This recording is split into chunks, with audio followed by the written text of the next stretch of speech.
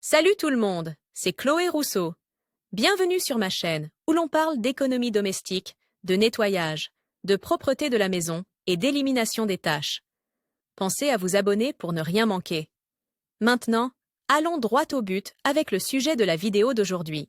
L'énergie que dégage une maison est essentielle pour que les acheteurs potentiels s'en fassent une bonne idée. Comment obtenir cette bonne énergie? Grâce au Feng Shui, un art millénaire qui vous aide à renouveler l'atmosphère de votre maison, vous pourrez la vendre rapidement et au meilleur prix possible. Table des matières. Créer une atmosphère agréable pour vendre sa maison. 1. Nettoyer votre maison en profondeur. 2. Soigner l'entrée. 3.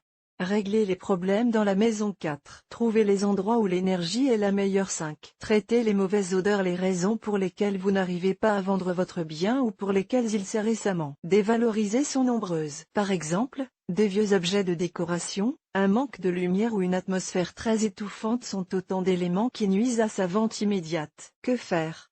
Si vous pouvez investir dans un bon décorateur, il existe une autre alternative qui peut vous intéresser, le Feng Shui. Cette technique millénaire a des conseils pour tout, y compris pour vendre votre maison en peu de temps. Comment?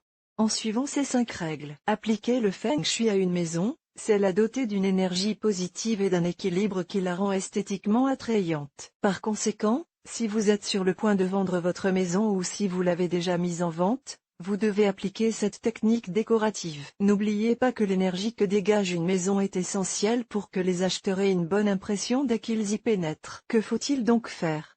C'est simple, créer une atmosphère agréable en suivant ces 5 règles du Feng Shui. 1. Nettoyer votre maison en profondeur. Oui, cela demande des efforts et du temps, mais la propreté est essentielle pour qu'une maison se vende facilement. Le Feng Shui est synonyme d'ordre et de minimalisme. N'ayez donc pas peur de jeter les vieux meubles ou les rideaux du siècle dernier. Enlevez tout ce qui est vieux et nettoyez toutes les surfaces en forme de S, c'est-à-dire de haut en bas. Accordez une attention particulière à la cuisine, car c'est souvent le lieu le plus conflictuel et une pièce décisive lorsqu'il s'agit de vendre une maison. Si vous n'habitez plus le logement, assurez-vous qu'il n'y a pas de reste de nourriture, que le congélateur ou le garde-manger ne dégage pas de mauvaises odeurs. 2.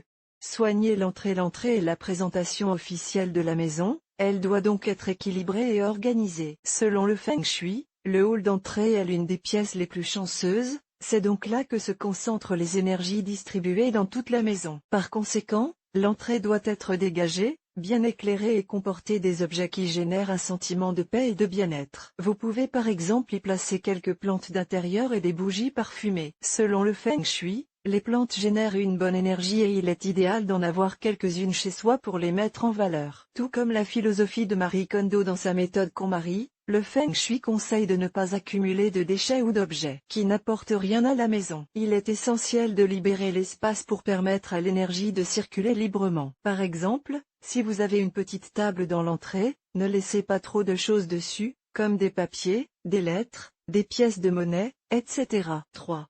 Régler les problèmes dans la maison. Réparer les petits problèmes de la maison avant de la vendre. Par exemple, remplacer les ampoules grillées, enlever les meubles cassés ou usés. De même, mettez des gants et réparez les poignées abîmées, les robinets qui goûtent, etc. Ces petits défauts, outre qu'ils témoignent de l'insouciance de l'habitant, dévalorisent la maison. La meilleure chose à faire est de vendre une maison pour y emménager et cela passe par la réparation des petits défauts. 4.